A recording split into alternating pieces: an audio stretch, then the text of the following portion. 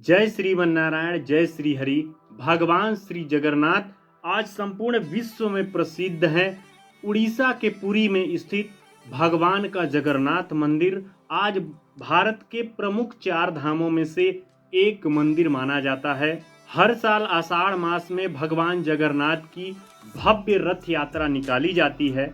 रथ यात्रा निकालने से पूर्व कई अलग अलग विधान होते हैं जिनको पूर्ण करना आवश्यक होता है।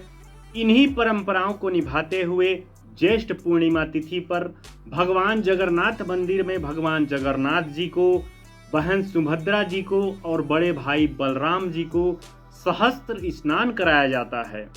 स्नान कराने के बाद में परंपरा अनुसार तीनों देवों को बीमार रूप में देखा जाता है, बीमार माना जाता है, बीमार समझा जाता है और उन्हें एक राज वैद्य की देख रेख में एक अलग कमरे में एकांत में देख रेख के लिए रखा जाता है। उन्हें नाना प्रकार के औषधि युक्त पेय उनको प्रदान किया जाता है, उनको भोग के रूप में औषधि चढ़ाया जाता है।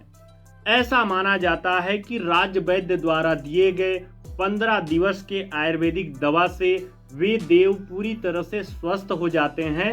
फिर रथ यात्रा, फिर भव्य रथ यात्रा निकाला जाता है।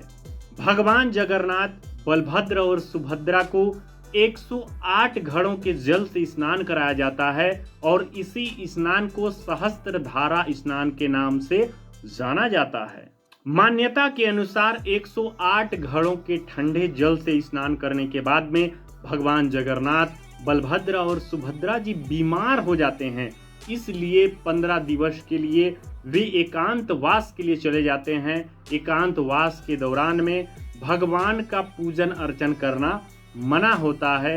भगवान का पूजन अर्चन केवल चित्र या तस्वीरों के माध्यम से वहां करा जाता है। जब भगवान एकांत वास में चले जाते हैं, एकांत वास काल के दौरान में मंदिर के पट बंद रखे जाते हैं और मंदिर के पट तभी खुलते हैं जब एकांतवास काल का समय समाप्त होता है।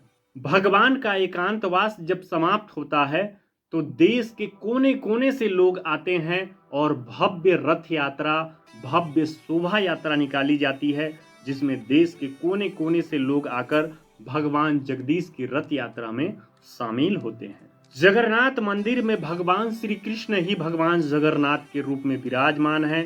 साथ ही उनके बड़े भाई बलराम भी उनके साथ में विराजमान है। साथ ही बहन सुभद्रा भी उनके साथ में विराजमान है।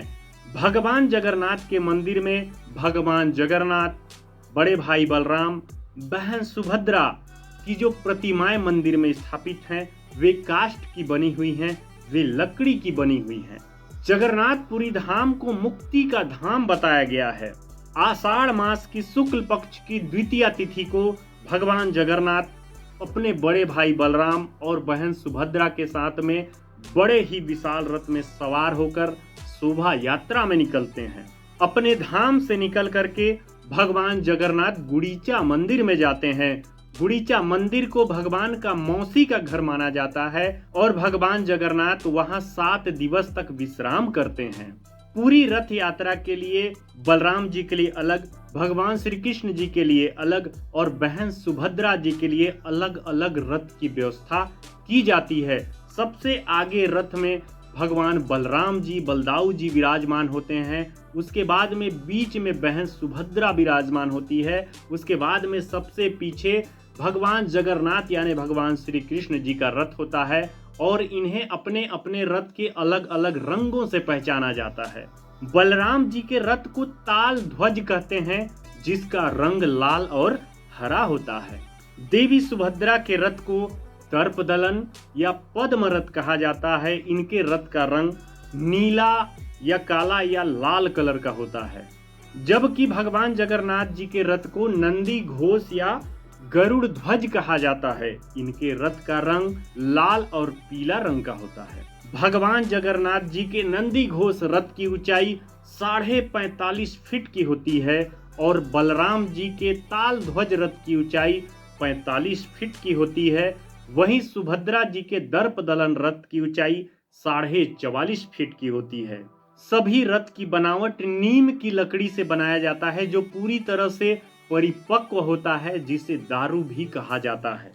इन तीनों रथों को बनाने के लिए रथ पर किसी प्रकार की कील का प्रयोग नहीं किया जाता है, ना ही किसी प्रकार के अन्य धातु का प्रयोग किया जाता है। इन रथों को बनाने के लिए लकड़ी का जब चयन किया जाता है तो बसंत पंचमी के दिन ही उचित प्रकार के नीम की लकड़ी का चुनाव कर लिया जाता है और अक्षय तृतीया के दिन से रथ का निर्माण प्रारंभ कर दिया जाता है।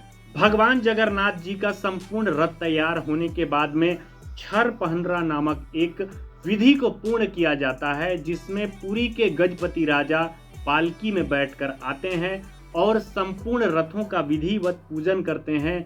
विधिवत पूजन करने के बाद में स्वर्ण के झाड़ू से, सोने के झाड़ू से रथ को साफ किया जाता है और सारे रास्ते को साफ किया जाता है और उसी रास्ते से भगवान जगदीश की रथ यात्रा प्रारंभ की जाती है। आषाढ़ मास के शुक्ल पक्ष की द्वितीया तिथि को रथ यात्रा निकाला जाता है।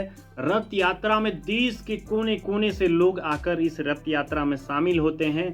नाना प्रकार के वाद्य यंत्र चारों ओर गूंजने लगते हैं। ढोल, नगाड़े, सहनाई, तुरही, जितने भी वाद्य यंत्र होते हैं वे चारों ओर बजने लगते हैं और रथ को लोग अपने हाथों से खींचते हैं। ऐसा मान्यता है कि रथ खींचने वाला व्यक्ति बड़ा ही महाभाग्यशाली होता है।